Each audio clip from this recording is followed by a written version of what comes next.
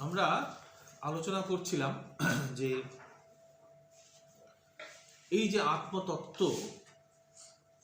যে তত্ত্ব বিষয়ে নচিকেতা জ্ঞান লাভ করতে চেয়েছেন যমরাজার কাছ থেকে, সেই আত্মতত্ত্ব কত দুরূহ, সেই আত্মতত্ত্ব সম্পর্কে জ্ঞান লাভ করা কত কঠিন, এবং কিভাবে সেই আত্মতত্ত্ব বিষয়ে জ্ঞান লাভ করা যায় সেই কথা আমরা আলোচনা করছিলাম। এবার 13 নম্বর মন্ত্রে যমরাজ নচিকেতাকে বলছেন, এতচ্ছত্ত্বা সম্পরিগৃহ্যমর্ত্য প্রব্রীহ্য ধর্ম্যম অনুমেতমাপ্য স মোদতে মোদনীয়ং হি লব্ধা বিবৃতং সদ্মা নচিকেতসং মন্যে। কি বলছেন যমরাজ? বলছেন এই যে আত্মা, যে আত্মা এর আগে আমরা বলেছি যে গূঢ়ম অনুপ্রবিষ্টম, যে আত্মা একেবারে গুহাহিত হয়ে আছে, যে আত্মা সম্পর্কে জ্ঞান লাভ করা অত্যন্ত দুঃসাধ্য, সেই যে সূক্ষ্ম আত্মা, সেই সূক্ষ্ম আত্মার সাক্ষাৎকার কিভাবে করা যায়, অর্থাৎ সেই যে কঠিন যে আত্মতত্ত্ব, সেই আত্মতত্ত্ব সম্পর্কে কিভাবে জ্ঞান লাভ করা যায় তার উত্তরে যমরাজ বলছেন যে এই আত্মতত্ত্বের জ্ঞান লাভ করা যায় শ্রবণ, মনন এবং নিদিধ্যাসনের দ্বারা। এবং এই যে আত্মা, যে আত্মা সম্পর্কে এই শ্রবণ, মনন এবং নিদিধ্যাসনের দ্বারা জ্ঞান লাভ করা যায়, সেই আত্মা কিরকম? সেই আত্মা শরীর আদি থেকে ভিন্ন, অর্থাৎ এই যে দেহ, ইন্দ্রিয়, মন, এই সমস্ত কিছু থেকেই ভিন্ন হচ্ছে এই আত্মা। এবং যিনি এই আত্মাকে শ্রবণ, মনন, নিদিধ্যাসনের দ্বারা লাভ করতে পারেন, তিনি আনন্দিত হন, অর্থাৎ তিনি আনন্দে স্থিত থাকেন। এবং আবার যমরাজ নচিকেতার প্রশংসা করে বলছেন যে নচিকেতা, তোমার মধ্যে যে গুণাবলী আমি দেখেছি, সেই গুণাবলীর জন্য আমি তোমাকে মোক্ষের যোগ্য অধিকারী বলে মনে করি। এবার দেখা যাক শঙ্করাচার্য এই মন্ত্রের ব্যাখ্যায় কি বলছেন। বলছেন যে এই আত্মতত্ত্ব লাভের অধিকারী কে হবে তা নিয়ে আগে আমরা আলোচনা করেছি, এবং নচিকেতার গুণাবলী দেখে যমরাজের মনে হয়েছে যে নচিকেতা আত্মতত্ত্ব লাভের যোগ্য অধিকারী। কিন্তু এই আত্মতত্ত্ব কে দেবেন? এই আত্মতত্ত্ব বিষয়ে জ্ঞান কে দেবেন? কার কাছ থেকে আমরা এই আত্মতত্ত্ব বিষয়ে জ্ঞান শুনতে পারি? সেখানে উত্তরে বলা হয়েছে আচার্য প্রসাদাৎ। যিনি আচার্য, তার কাছ থেকেই এই আত্মতত্ত্ব বিষয়ে জ্ঞান শ্রবণ করতে হবে।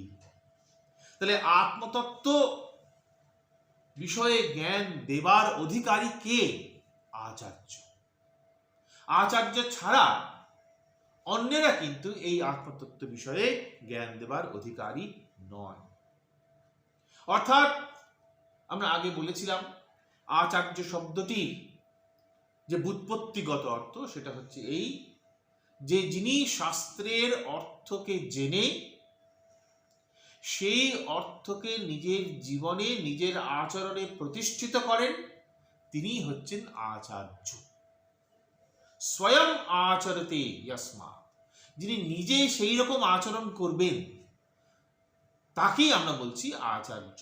অর্থাৎ যিনি আত্মতত্ত্ব বিষয়ে জ্ঞান যিনি লাভ করেছেন তো বটেই, শুধু জ্ঞান লাভ করাটাই যথেষ্ট নয়, সেই জ্ঞান লাভ করে সেই জ্ঞান অনুযায়ী যিনি নিজের জীবনে আচরণ করছেন তাকেই আমরা বলছি আচার্য।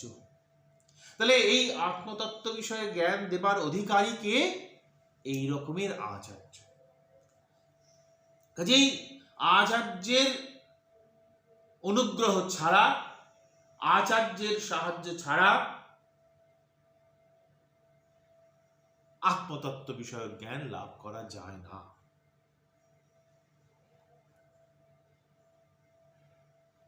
এবং এই আচার্যের কাছ থেকে তো শুনলাম,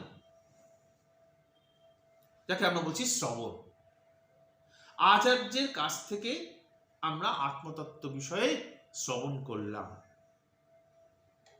কিন্তু শুধু শ্রবণ করাটাই যথেষ্ট নয়।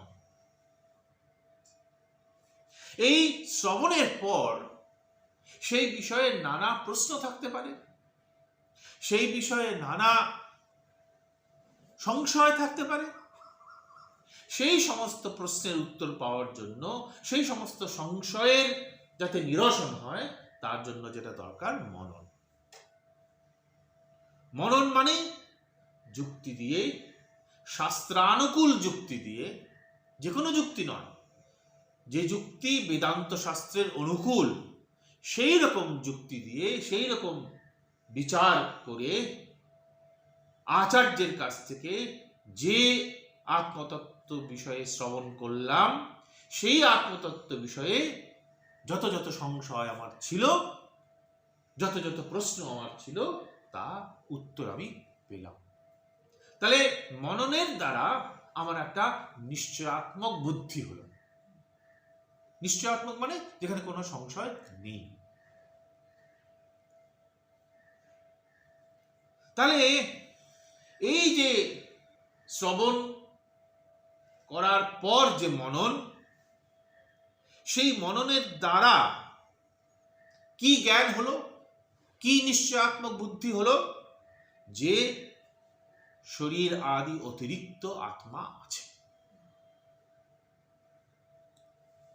এমন এক আত্মা আছে যে আত্মা আমার শরীর, আমার ইন্দ্রিয়, আমার বুদ্ধি, আমার মন থেকে অতিরিক্ত, পৃথক।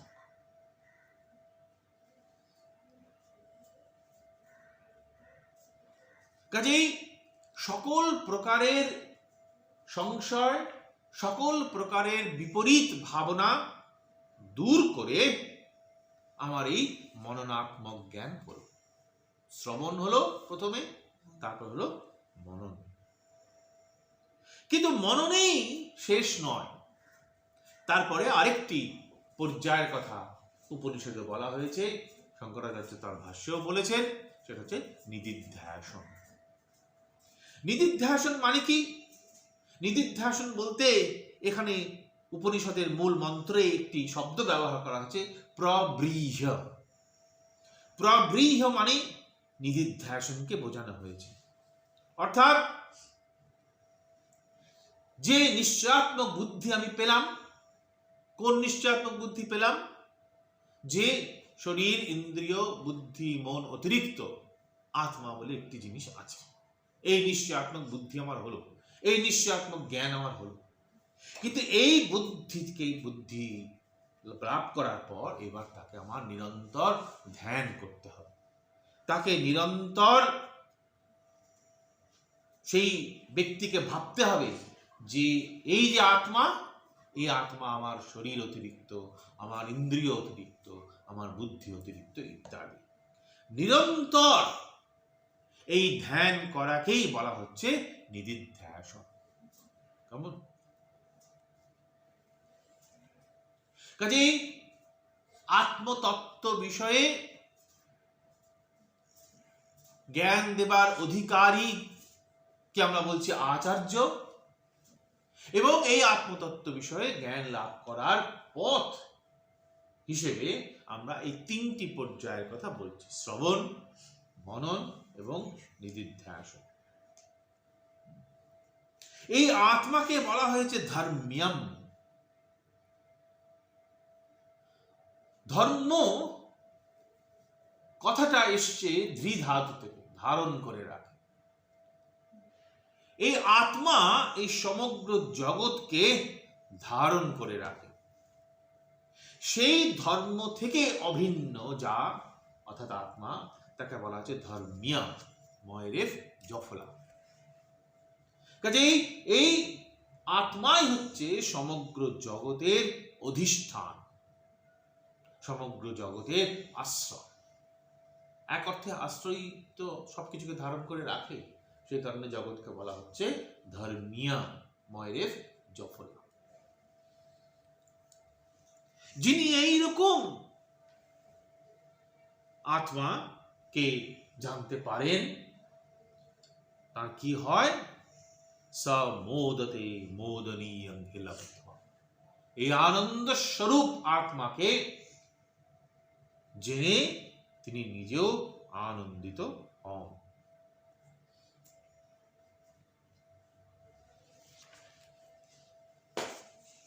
এবং এই আত্মতত্ত্ব বিষয়ে জ্ঞান লাভ করলে পর সমগ্র অজ্ঞান বা অবিদ্যা দূরীভূত হয় এবং তারপরেই মোক্ষ লাভ হয়। কেমন? তাহলে এইভাবে যমরাজ নচিকেতাকে বোঝাচ্ছেন যে শ্রবণ, মনন এবং নিদিধ্যাসনের দ্বারা যদি কেউ আত্মতত্ত্ব বিষয়ে জ্ঞান লাভ করতে পারে, তিনি এইরকম আনন্দ স্বরূপ হন, অর্থাৎ তাঁর সত্তা আনন্দ স্বরূপ হয়, এ কথা বলা হয়েছে। পরের মন্ত্র, अन्यत्र धर्माद अन्यत्रा धर्माद अन्यत्रास्मात् कृता कृतात् अन्यत्र भूतच्च भव्यच्च यत्तत् पश्यसि तद्वद। এতক্ষণ পর্যন্ত যমরাজ বলছিলেন নচিকেতাকে, মাঝে মাঝে নচিকেতার প্রশংসা করছিলেন এবং সেই প্রশংসা করা প্রসঙ্গে আত্মার স্বরূপ, আত্মতত্ত্ব বিষয়ে জ্ঞান লাভের উপায় ইত্যাদি বলছিলেন। ইত্যাদি শোনার পর এবার নচিকেতা বলছেন, কি বলছেন? যে এই যে আত্মার কথা তুমি বলছো, যে আত্মা ধর্ম অধর্ম থেকে ভিন্ন, যে আত্মা কার্য কারণ থেকে ভিন্ন, যে আত্মা ভূত ভবিষ্যৎ বর্তমান কাল থেকে ভিন্ন, সেই আত্মবস্তুকে এবার তুমি আমার কাছে তার স্বরূপ আমার কাছে প্রকাশিত করো।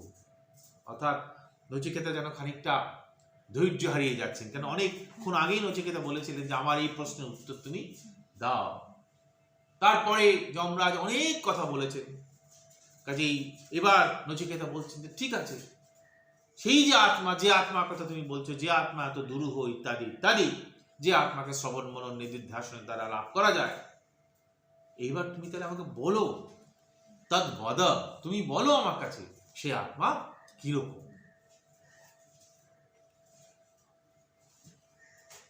শঙ্করাচার্য তার ভাষ্যে বলছেন যে এই চতুর্দশ যে মন্ত্র, এই চতুর্দশ মন্ত্রের মাধ্যমে যেন মনে হচ্ছে যে যমরাজ অনেক প্রশংসা করছেন নচিকেতার, কিন্তু নচিকেতার মনে হচ্ছে আমার প্রশংসা করে কি হবে, আমি যেটা জানতে চেয়েছি সেই উত্তর আমি তোমার কাছে চাই। কাজেই সেই জন্য বলছেন যে তুমি আমাকে তৃতীয় বর দেবে বলেছিলে, সেই তৃতীয় বরে আমি এইটা চেয়েছিলাম যে মানুষের মৃত্যুর পর কি হয় সেই বিষয়ে আমাকে জ্ঞান দিতে। কাজেই সেই যে আমার জিজ্ঞাসিত বস্তু, সেইটা তুমি তো জানো, কাজে এবার তুমি আমাকে বলো সেই জিজ্ঞাসিত বস্তু ঠিক কিরকম।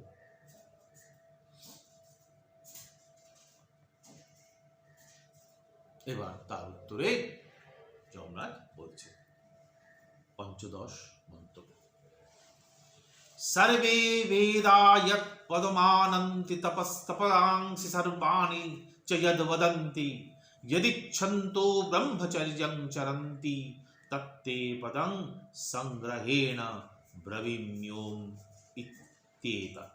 খুব বিখ্যাত মন্ত্র। সর্বে বেদা যৎ পদম আমানন্তি, সমগ্র বেদ যাকে প্রাপ্তব্য বলে মনে করে, অর্থাৎ সমগ্র বেদ উপনিষদ যাকে একমাত্র জ্ঞেয় বলে মনে করে। পৃথিবীতে জানার বিষয় কি? একটাই আছে, সেটা কি? আত্মা। এবং সমগ্র বেদ উপনিষদ নানাভাবে এ কথাই বলার চেষ্টা করছে যে সেই আত্মাই হচ্ছে একমাত্র জ্ঞেয়, একমাত্র বিষয় আমাদের জ্ঞানের। সমস্ত তপস্যা, যত তপস্যার বর্ণনা আমরা নানা শাস্ত্রীয় গ্রন্থে পাই, সমস্ত তপস্যা, সমস্ত শাস্ত্রীয় কর্ম, আমরা আগে এখানে নাচিকেত অগ্নির কথা বলেছি, আমরা উপাসনার কথা বলেছি, এই সমস্ত তপস্যা, সমস্ত শাস্ত্রীয় কর্ম, তার উদ্দেশ্য কি? তার লক্ষ্য কি? সেই আত্মাকে লাভ করা। যারা ব্রহ্মচর্য ইত্যাদি নানা তপস্যা পালন করেন, তাদের উদ্দেশ্য কি? কেন তারা করেন? তাদের একটাই উদ্দেশ্য, সেই আত্মাকে লাভ করা। কাজেই সেই আত্মা যা কিনা সমস্ত বেদের লক্ষ্য, সমস্ত উপনিষদের লক্ষ্য, যা কিনা সমস্ত শাস্ত্রীয় কর্মের লক্ষ্য, যা কিনা ব্রহ্মচর্য ইত্যাদি যে তপস্যার লক্ষ্য, সেই আত্মা সম্পর্কে এবার আমি তোমাকে বলছি, শোনো। সেই আত্মা কিরকম? ওমকার হচ্ছে সেই আত্মা। তাহলে ব্রবীমি ওম ইত্যেতৎ। ব্রবীমি মানে বলছি। কে বলছেন? যমরাজ বলছেন, শোনো, সেই আত্মা কিরকম? ওম ইতি এতৎ। সেই আত্মা হচ্ছে ওঙ্কার স্বরূপ।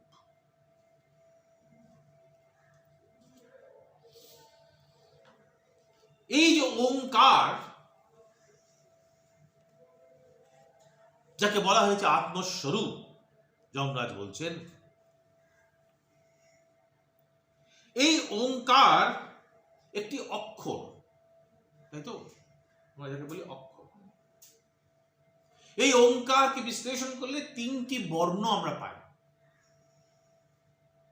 অ, উ, ম।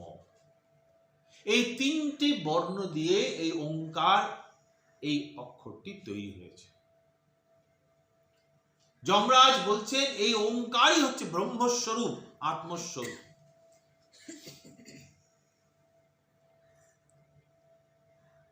তাহলে এই ওঙ্কারকে আত্মস্বরূপ কিভাবে বুঝবো? তার উত্তরে শঙ্করাচার্য তার ভাষ্যে বলছেন যে এই যে আত্মতত্ত্ব লাভের কথা বলা হচ্ছে, সেই লাভের যারা অধিকারী, সেই অধিকারীর নানা স্তর আছে, নানা পর্যায়ের অধিকারী আছে।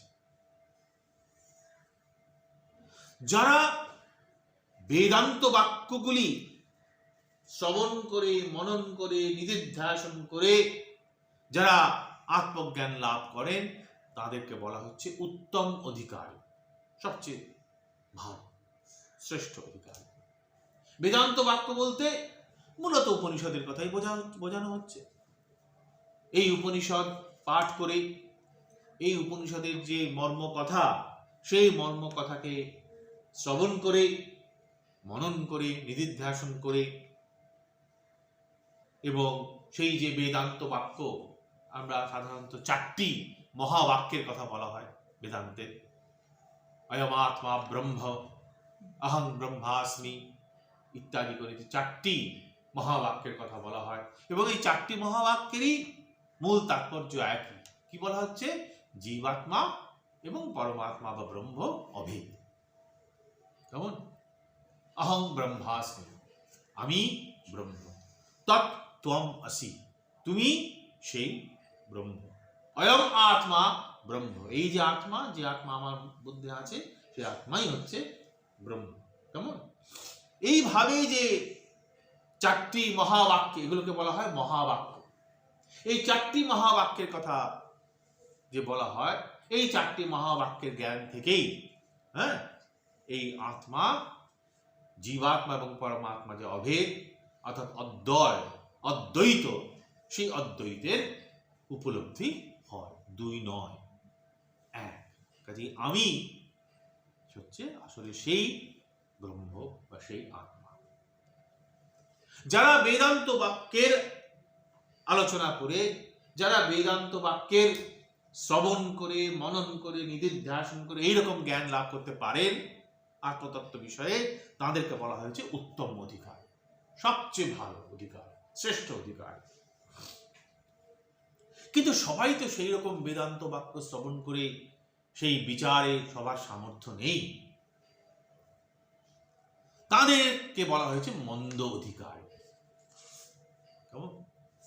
তাহলে বেদান্ত বাক্য শ্রবণ করে, মনন করে, নিদিধ্যাসন করে যারা আত্মজ্ঞান লাভ করতে পারেন না, সেই সামর্থ্য যাদের নেই, তাদেরকে বলা হয়েছে মন্দ অধিকারী, মানে তারা একটু নিম্ন স্তরের অধিকারী। এই মন্দ অধিকারীর মধ্যে আবার দুরকম ভাগ করা হয়েছে। অনেক সময় মন্দ অধিকারীকে অনেক সময় বলা হয় মধ্যম অধিকারী, উত্তম অধিকারী আর মধ্যম অধিকারী। এই মধ্যম অধিকারীকে আবার দুটো ভাগে ভাগ করে, মানে মধ্যম অধিকারীর মধ্যেও আবার কম বেশি আছে, তারতম্য আছে। কেমন? এই মধ্যম অধিকারীর মধ্যে যারা অপেক্ষাকৃত উত্তম, তারা কি করেন? তারা ওঙ্কারকে, ওঙ্কার তো একটা অক্ষর, ওঙ্কারকে ব্রহ্মের বাচক হিসেবে গ্রহণ করে। কেমন? আর যারা এই মধ্যম অধিকারীর মধ্যে যারা একটু নিম্নমানের, তারা ওঙ্কারকে প্রতীক রূপে, ব্রহ্মের প্রতীক রূপে গ্রহণ করে। দেখো, দুটো কথা বলা হলো এখানে। কেউ কেউ ওঙ্কারকে ব্রহ্মের বাচক হিসেবে দেখেন, কেউ কেউ ওঙ্কারকে ব্রহ্মের প্রতীক হিসেবে দেখেন। কেমন? বাচক হিসেবে দেখা কথাটার অর্থ কি? আমরা আমাদের যে লৌকিক ব্যবহারে আমরা যখন ঘট শব্দটা বলি, হ্যাঁ, তাহলে ঘট শব্দের নিশ্চয়ই একটা অর্থ আছে, কোনো একটা কিছুকে বোঝায়। ঘট শব্দটা কাকে বোঝায়? জগতে যে ঘটটা রয়েছে তাকে বোঝায়।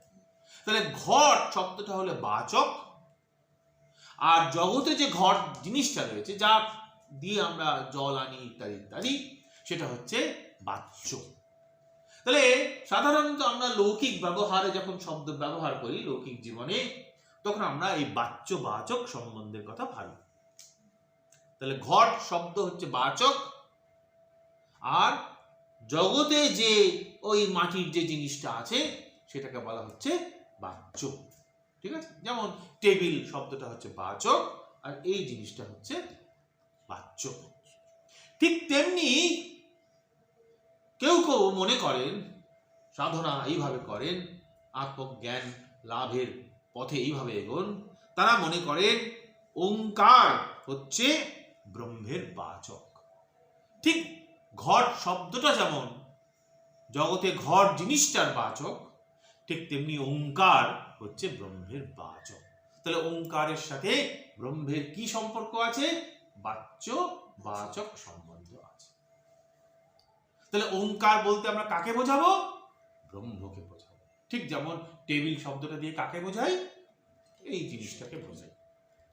তাহলে এটা হচ্ছে এই বাচ্য বাচক সম্বন্ধের দ্বারা কেউ কেউ ব্রহ্মের উপাসনা, আত্মজ্ঞানের আত্মজ্ঞান লাভ করার চেষ্টা করে। এদেরকে কিন্তু বলা হচ্ছে ওই মন্দ অধিকারীর মধ্যে এরা উত্তম। ঠিক আছে? আর এই মন্দ অধিকারীর মধ্যে অধম কারা? যারা প্রতীক হিসেবে ভাবে, যারা প্রতীকের উপাসনা করে, যারা ওঙ্কার এই অক্ষরটিকে, এই যে তিনটি বর্ণ দিয়ে যে অক্ষরটা তৈরি হয়েছে, অ উ ম, তিনটি বর্ণ দিয়ে, সেই ওঙ্কারকে তারা প্রতীক বলে মনে করে। কিসের প্রতীক? ব্রহ্মের প্রতীক।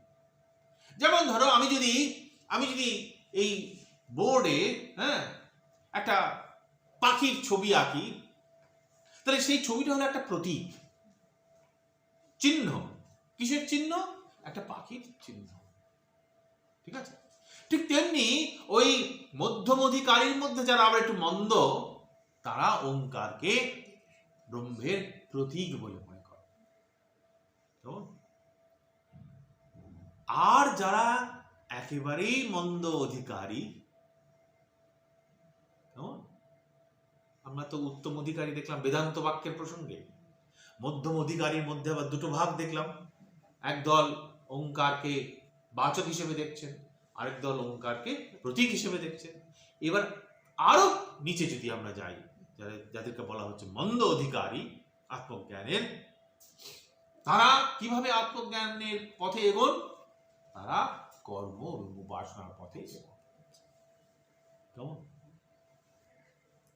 তাহলে দেখো, এবং প্রত্যেকেই কিন্তু এরা, তাহলে আমরা চারটি ভাগ পেলাম মোট। উত্তম অধিকারী, মধ্যমের মধ্যে দুদল, আর অধম অধিকারী। কেমন? এই চার দলের মানুষই কিন্তু, চার প্রকৃতির মানুষই কিন্তু আত্মজ্ঞান লাভ করার চেষ্টা করছে। কিন্তু এক একজনের সামর্থ্য এক এক রকম। যেমন রামকৃষ্ণদেব কথামৃতে বলেছিলেন যে যে রোগীর যেরকম স্বাস্থ্য তার পথ্য সেরকম। পেট রোগা যে রোগী, তাকে ডাক্তার বলেন যে তুমি পাতলা মাছের ঝোল খাবে, আর কিছু খাবে না। আর যে পেট রোগা নয়, তাকে ডাক্তার বলে না, তুমি সবকিছু খেতে পারো। তাহলে যে রোগীর যেরকম শরীর, তার সেরকম পথ্য। আমাদের মধ্যেও আমরা আমাদের যে রকমের মানসিকতা, যে রকমের চিত্তভূমি আমাদের আছে, আমাদের আত্মজ্ঞান লাভের পথও সেই রকম। কেউ তোমার উত্তম অধিকারী, কেউ মধ্যম অধিকারীর মধ্যে আবার দুটো দল, আর আমরা সাধারণ মানুষ যারা, দেখবে আমরা সাধারণত কর্ম এবং উপাসনার মধ্য দিয়েই চেষ্টা করি। কিন্তু এখানে মনে রাখতে হবে, শঙ্করাচার্য বলছেন কর্ম এবং উপাসনার কিন্তু আত্মজ্ঞানের কারণ নয়। কর্ম এবং উপাসনার দ্বারা, কর্ম উপাসনা বলতে কি বোঝানো হচ্ছে? ওই বেদবিহিত যে যাগ আদি কর্ম এবং ওই অগ্নির উপাসনা ইত্যাদি প্রসঙ্গ আমরা আগে আলোচনা করেছি। সেই উপাসনার দ্বারা কি হয়? চিত্ত শুদ্ধি হয়। সেই চিত্ত শুদ্ধি হলে তখন মুমুক্ষা জন্মাবে, অর্থাৎ মুক্তির ইচ্ছা জন্মাবে। তা না হলে তো মুমুক্ষাই জন্মাবে না, তা না হলে তো মুক্তির ইচ্ছাই জন্মাবে না। আর মুক্তির ইচ্ছাই যদি না জন্মায়, তাহলে আত্মজ্ঞানের পথে কেন এগোবে? কেমন? কাজেই এই যে নানা পথের কথা এখানে বলা হলো, বেদান্ত বাক্যের পথ, তোমার বাচ্যবাচক সম্বন্ধের পথ, প্রতীক উপাসনার পথ, কর্ম ইত্যাদির পথ, কিন্তু সবটাতেই বলা হচ্ছে যে একাগ্র চিত্ত হয়ে, একাগ্র চিত্ত কথাটাও সুন্দর। দেখো, একাগ্র মানে এক অগ্র, অগ্রে, চিত্তের অগ্রে, মনের সামনে কে আছে? একটাই আছে, দুই নেই।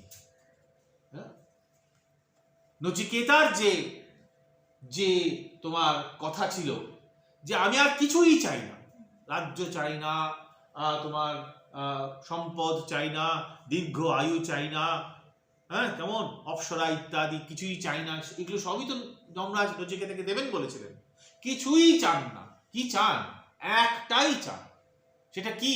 সেটা হচ্ছে এই আত্মতত্ত্ব বিষয়ে জ্ঞান লাভ। সেই কারণে একাগ্রচিত্ত কথাটা অত্যন্ত গুরুত্বপূর্ণ। আমার চিত্তের অগ্রে, আমার মনের সামনে একটাই আছে, তার বেশি কিছু নেই।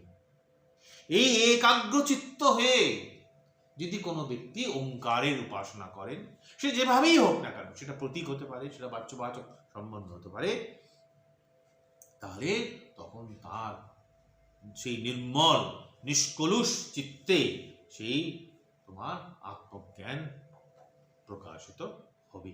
কেমন? এবং এই যে প্রতীক উপাসনার কথা বললাম বা বাচ্যবাচক সম্বন্ধের কথা বললাম, এগুলো সবই কিন্তু বিভিন্ন অধিকারীর জন্য এই কথাগুলো বলা হয়েছে। কারণ আমরা সাধারণ মানুষ, আমরা ওরকম অয়ম আত্মা ব্রহ্ম বললে আমাদের মনের মধ্যে সেই ব্রহ্মের ভাব আসে না। কিন্তু যদি একটা সামনে ওঙ্কার এই বর্ণটা থাকে, এই বর্ণত্রয়ের যে সমষ্টি, সেটাকে প্রতীক হিসেবে আমরা যার প্রতীক তার কথা ভাবাটা আমাদের পক্ষে সহজতর হয়। আমরা উত্তম অধিকারী নই। কেমন? সেই কারণেই প্রতীক উপাসনার কথা বলা হয়েছে। এবং সবসময় দেখো, প্রতীকের দিকে তাকালেই আমাদের কি মনে হয়? আমাদের সাধারণ অভিজ্ঞতায় যার প্রতীক তার কথা মনে হয়। এখানে যদি তোমার একটা বই এই টেবিলের উপর পড়ে থাকে, টেবিলটার দিকে তাকালে, এই বইটার দিকে তাকালে কার কথা মনে হবে? তোমার কথাই মনে হবে, যার বই, তাই না? আমাদের বাড়িতে যারা আমাদের প্রয়াত গুরুজন, তাদের ছবি রাখে, তাই তো? কেন রাখে? প্রতীক। ছবিটা তো আমার মা নয়, ছবিটা আমার বাবা নয়, কিন্তু ছবিটার দিকে তাকালে আমার মার কথা মনে হয়, আমার বাবার কথা মনে হয়। এটা প্রতীক উপাসনা। সেই রকম ওঙ্কারের প্রতীক উপাসনার কথা এখানে বলা হচ্ছে, সাধারণ নিম্নমানের অধিকারীর জন্য, যাতে সেই ওঙ্কারের উপাসনা করার মাধ্যমে সে যাতে সেই যার প্রতীক, সেই যে ব্রহ্ম, তার কথা সে ভাবতে পারে, ধীরে ধীরে সেই জ্ঞান সে লাভ করতে পারে।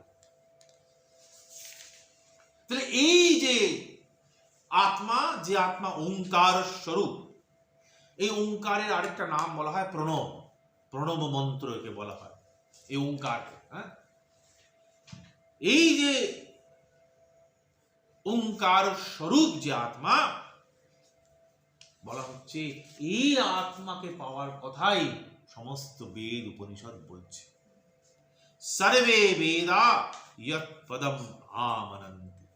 সমস্ত বেদ, সমস্ত উপনিষদ এই ওঙ্কার স্বরূপ আত্মাকেই পদ বলেছে। পদ শব্দটার মানে কি? পদ শব্দটার মানে হচ্ছে যাকে পাওয়া যায়, যেটা প্রাপ্তব্য। পদ্যতে ইয়ৎ তৎ পদম। দেখো, পদ শব্দের মানে হচ্ছে প্রাপ্তব্য, যে আমার লক্ষ্য, যাকে আমি পেতে চাই, সেই হচ্ছে আমার পদ। তাহলে সমস্ত বেদ উপনিষদ এই ওঙ্কার স্বরূপ আত্মাকেই পদ বলে বর্ণনা করেছে, সেটাই একমাত্র প্রাপ্তব্য।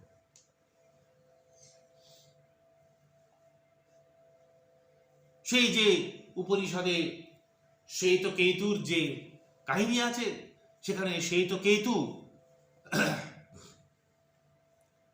তার গুরুগৃহ থেকে সমস্ত অধ্যয়ন শেষ করে বাবার কাছে এসছে। হ্যাঁ, ঠিক আছে। তারপর বাবা জিজ্ঞেস করছেন, কি কি পড়েছো? এতদিন তো তুমি গুরুগৃহে রইলে, কি কি পড়েছো? সে বলছে, এটা পড়েছি, এটা পড়েছি, এটা পড়েছি, ইত্যাদি ইত্যাদি। এক একটা বলছে, আর তার বাবা তাকে বলছে যে, তুমি এটা যে পড়েছো এর কারণ কি সেটা তুমি জানো? এটা যে পড়েছো এর কারণ কি জানো? এরকম করতে করতে শেষ পর্যন্ত বলছে, এই সমস্ত কিছুর যে পরম কারণ, তাকে কি তুমি জেনেছো? তখন বলছে, না, আমি তো তাকে জানি না। তখন বলছে, সেই হচ্ছে তুমি, তত্ত্বম আসি। হে শ্বেতকেতু, তুমি হচ্ছে সেই, তুমি হচ্ছে সেই পরম কারণ, যার কার্য হচ্ছে এই সমস্ত সৃষ্টি। কাজেই সমস্ত বেদ উপনিষদ সেই ওঙ্কার স্বরূপ আত্মাকে একমাত্র পদ বলে বর্ণনা করেছে, প্রাপ্তব্য বলে বর্ণনা করেছে। সমস্ত তপস্যা, এত তপস্যার বর্ণনা আমাদের নানা শাস্ত্রীয় গ্রন্থে করা হয়েছে। এই সমস্ত তপস্যার লক্ষ্য কি? সেই ওঙ্কার স্বরূপ আত্মাকে লাভ করা। তপাংসি সর্বাণি চ যদ বদন্তি। সমস্ত তপস্যা কার সম্বন্ধে কথা বলে? সেই ওঙ্কার স্বরূপ আত্মা সম্বন্ধে কথা বলে। তপস্যা কথাটা কিসের থেকে এসছে? তপস থেকে। তপস কথাটা কিসের থেকে এসেছে? তাপ দেয় যে, সে হচ্ছে, সেখানেই হচ্ছে তপস। তাপ মানে কি? তাপ মানে হচ্ছে কষ্ট, সুখকর নয় যেটা। তপস্যা কখনো সুখকর নয়। তপস্যা সবসময় ক্লেশকর, কষ্ট হয় তপস্যাতে। কেমন? কিন্তু সেই কষ্টকর তপস্যার লক্ষ্য কি? ওঙ্কার স্বরূপ আত্মা। কাজেই সমস্ত কর্ম, সমস্ত উপাসনা, এগুলো কোনোটাই কিন্তু সুখকর নয়।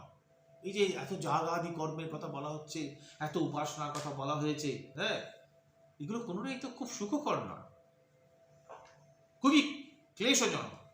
উদাহরণ দিয়ে বলা হয়েছে নানা রকম যে ব্রত আছে আমাদের, এই ব্রতগুলি ভাবো, এই ব্রতগুলি তো বেশ কষ্টকর।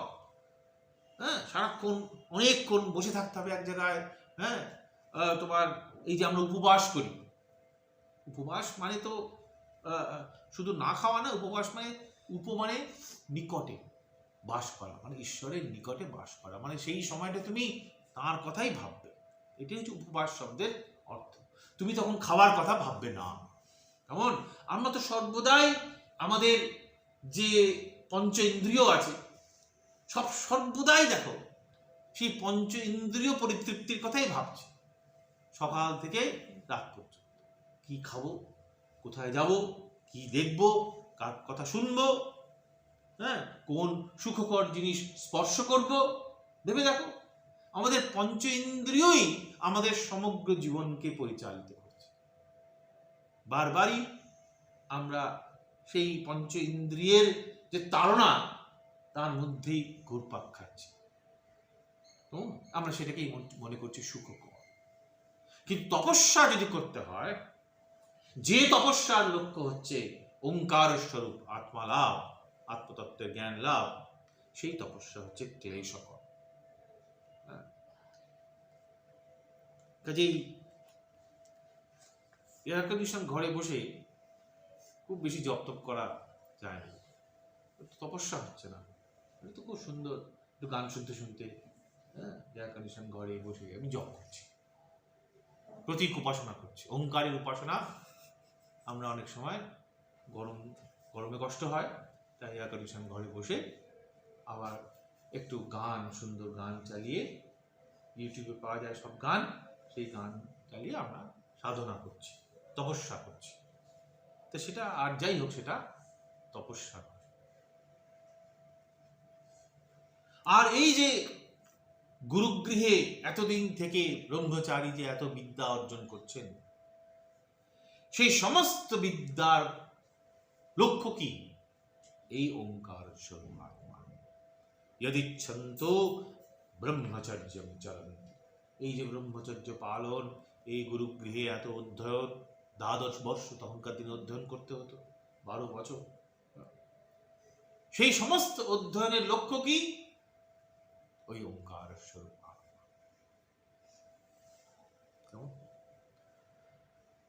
তারপরের মন্ত্র, এবার সেই ওঙ্কার সম্বন্ধে আরেকটু কথা বলা হচ্ছে। এতদ্বো বাক্সরং ব্রহ্ম, এতদ্ধেবাক্ষরং পরম, এতদ্ধেবাক্ষরম জ্ঞাত্বা ইয়ো যদ ইচ্ছতি তস্য তৎ। এই যে ওঙ্কার রূপ যে ব্রহ্মের কথা বলা হচ্ছে, এই ওঙ্কার রূপ ব্রহ্মের দুটি দিক আছে, অপরব্রহ্ম এবং পরব্রহ্ম। এই ওঙ্কার রূপ যে অক্ষর, এই বর্ণত্রয়ের যে সমষ্টি, সেই অক্ষরকে উপাসনা করার দ্বারা মানুষ আপ্তকাম হয়। আপ্তকাম মানে যা চাইবে তাই সে লাভ করতে পারে।